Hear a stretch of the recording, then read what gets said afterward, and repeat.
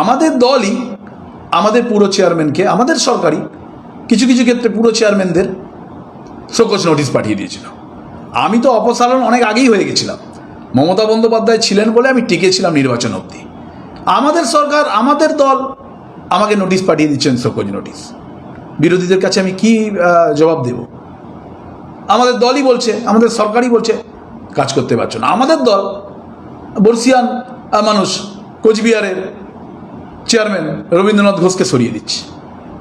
এই ধরনের আমাদের রাজ্যে জুড়ে বিভিন্ন চেয়ারম্যানকে সরিয়ে দিচ্ছে। এগুলো তো বিরোধীদের হাতে অস্ত্র তুলে দেওয়া হয়েছে। তো এইগুলো দিক দিয়ে সংগঠন দুর্বল হয়েছে। এগুলো দিক দিয়ে আমরা দলের হয়ে লড়াই করেছি, সংগ্রাম করেছি, কর্মীর পাশে দাঁড়িয়েছি। আগামী দিনে দল কি হবে আমরা জানি না, কিন্তু আমরা আগামী দিনে অপেক্ষা করব কিভাবে দলকে, মমতা বন্দ্যোপাধ্যায় কীভাবে দলকে নির্দেশ দিচ্ছেন।